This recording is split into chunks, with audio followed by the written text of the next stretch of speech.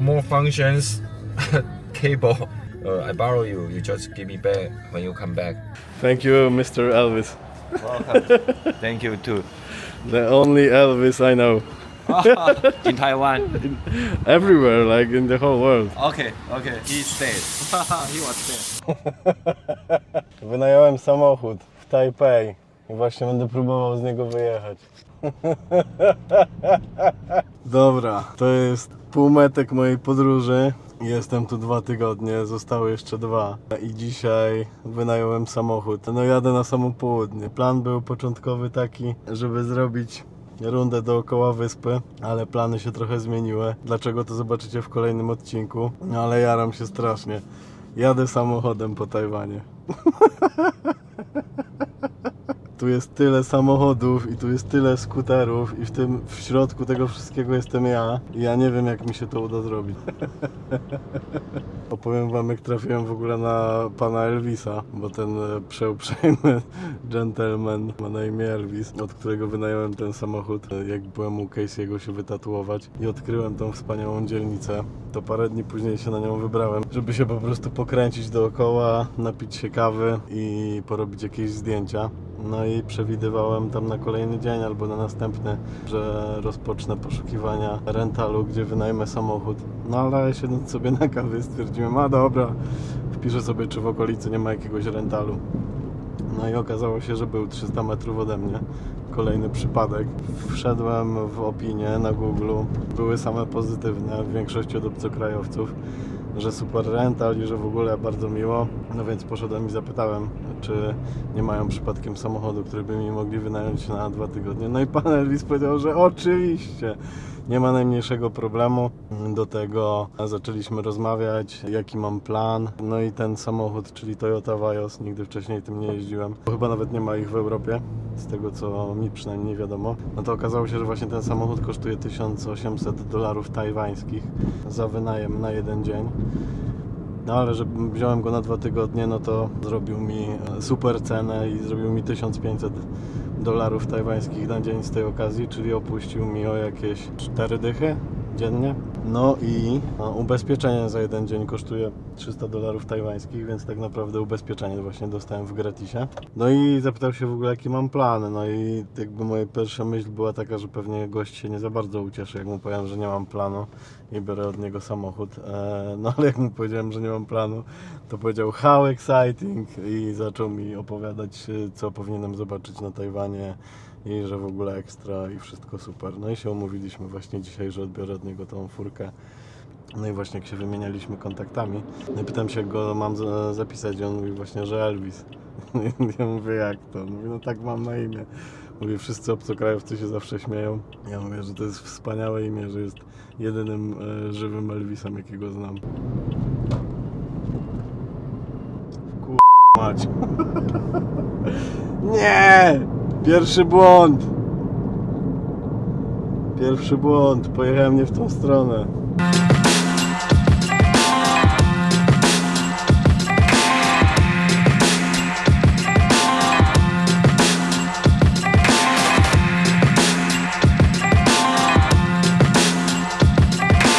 Witam na moim pierwszym postoju na autostradzie. Szukam właśnie parkingu. Zajechałem na strefę odpoczynku. Zaraz się okaże, czy jest to dla mnie miejsce na odpoczynek. Udało mi się znaleźć miejsce. Zaparkowałem mojego rumaka. Oto on. Oto moja furka na najbliższe 2 tygodnie. To jest mój pierwszy postój na trasie. Jadę do Kaohsiung. Nie mam tam jeszcze żadnego noclegu, więc myślę, że pierwszy postój to dobre miejsce, żeby go znaleźć. A tak wygląda parking na Tajwanie przy autostradzie.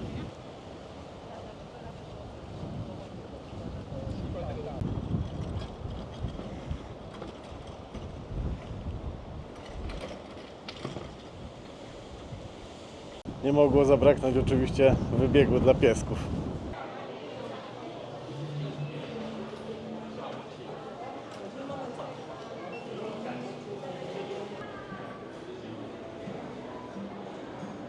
No więc moi drodzy, jako obiad na przydrożnym parkingu wybrałem to oto wyśmienite koreańskie barbecue z ryżem, kimchi, warzywami, wieprzowiną i sadzonym jajkiem. No i tak jak Wam wcześniej wspominałem, pierwotny plan był odrobinę inny. Pierwotny plan zakładał, że najpierw udam się w północ Tajwanu i stamtąd wyruszę wschodnim wybrzeżem i objadę cały Tajwan dookoła. Natomiast dostałem wiadomość na Instagramie 4 dni temu, że w Kaohsiung, do którego się właśnie udaję, odbywa się Parada Równości jutro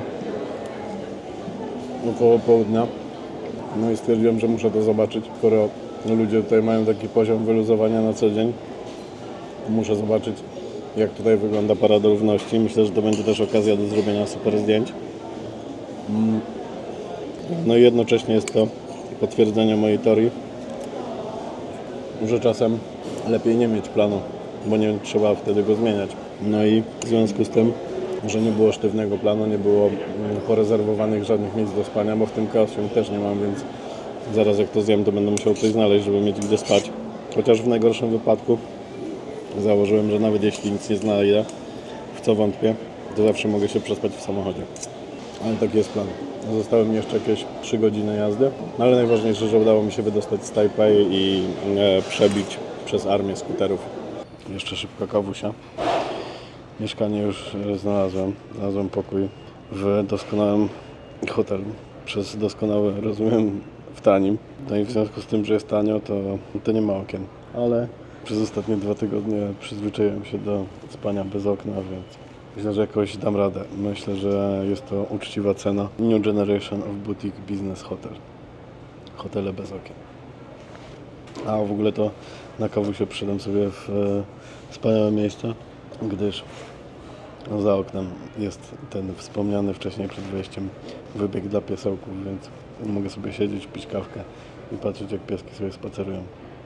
Kocham to miejsce.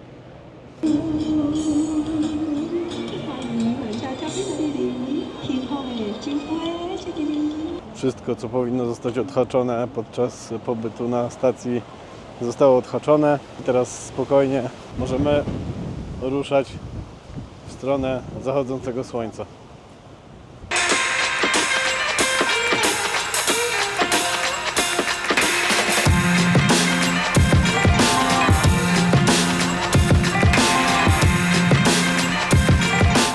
Wracając jeszcze na chwilę do pana Elvisa i jego promki, no to wypożyczenie takiego samochodu właśnie to jest $25,000 tajwańskich razem z ubezpieczeniem, co w przeliczeniu na polskie złote wychodzi 3100 zł. I właśnie się zorientowałem, że nie wziął ode mnie kaucji, także to jest w ogóle fura bez kaucji. Co więcej, działa karta Visa, zwykła debetowa, bo też dużo osób mnie ostrzegało, że jak nie wezmę ze sobą kredytówki, to nie wynajmę fury, więc obalam ten mit, da się to zrobić. Jakby ktoś jechał na Tajwan i chciał po prostu wynająć w tej samej wypożyczalni, to się odezwijcie albo wrzucę po prostu gdzieś informację, co to za wypożyczalnia, bo naprawdę słyszałem tyle historii, które mnie napawały lekkim dreszczem, czy mi się w ogóle to uda. No okazało się, że udało się to w ogóle bez problemu, jeszcze w bardzo miłej atmosferze. Także taki luksus na 2 tygodnie kosztuje 3 klocki. Co oczywiście jest super, jak na przykład się przyjedzie w 4 osoby, to już w ogóle, bo do tej fury wchodzą 4 osoby. No ale nie bez powodu powiedziałem luksus, bo samemu to luksus. W sensie ja bardzo lubię podróżować samemu, bo to zupełnie zmienia oblicze podróży. Można zdecydowanie więcej, mam wrażenie, się dowiedzieć o danym miejscu. Zwłaszcza jak przyjeżdża się na dłużej i można po prostu bardziej w to wsiąknąć, jak się jest samemu. W zasadzie to nie ma się wyjścia, trzeba w to wsiąknąć. Ale myślę, że o tym to może nagram po prostu osobny odcinek. A ja właśnie sobie jadę na południe, dalej 100 na godzinę. Takie tutaj są ograniczenia na autostradach. Na niektórych jest 100, na niektórych jest 110. No i właśnie mnie ostrzegał jeszcze Elvis, że 30-40% ludzi, którzy wynajmują od niego samochody, to potem dostają mandaty, bo na Tajwanie ludzie, jak źle zaparkujesz albo przekraczasz prędkość, to robią Ci zdjęcia. I o tym też miałem rozmowę z Aleksem, Aleksem z Kapsuł, panem Miyagim. I on mówił mu właśnie, że wow, jak to jest super, to jest tak spokojnie i w ogóle i kultura. On mówi, że kiedyś, jak jeszcze nie było telefonów komórkowych z wbudowanymi aparatami, każdy woził kij baseballowy w bagażniku. Jak były road rage, to się wszyscy po prostu napierdolili tymi kijami. No teraz już nie można, no bo są telefony, więc ktoś ci zrobi zdjęcie i zgłosi to na policję, więc akurat tutaj wynalezienie telefonu komórkowego spowodowało większy spokój na ulicy. Jestem w toalecie na następnym postoju i nie wiem, czy powinienem to nagrywać, czy nie, ale to jest tak mocne, że nie mogę się powstrzymać. Jestem w kiblu i patrzcie to. Tutaj jest normalnie kabina, tak? Jestem w kabinie. No tu zaraz obok są normalnie gierki, a teraz jeszcze coś lepszego.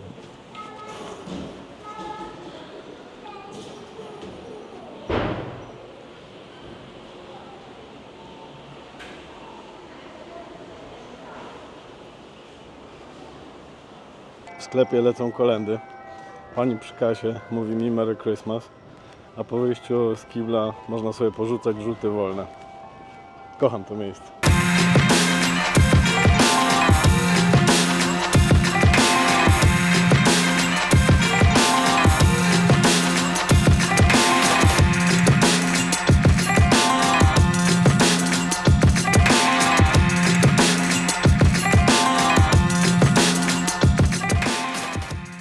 Dobra, jestem w Kaohsiung. Zostawiłem furę na parkingu, zalogowałem się w hotelu. Oto moje królestwo.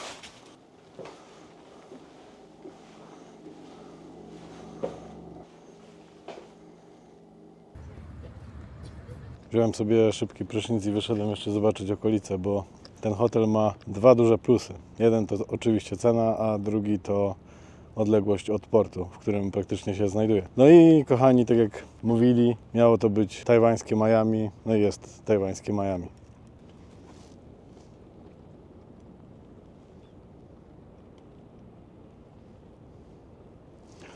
Chociaż może trochę Miami, a trochę Gotham City. A jeszcze podsumowując podróż, no to GPS pokazywał około 4 godzin. Ja z 2 przystankami po 15-20 minut jechałem ponad 6.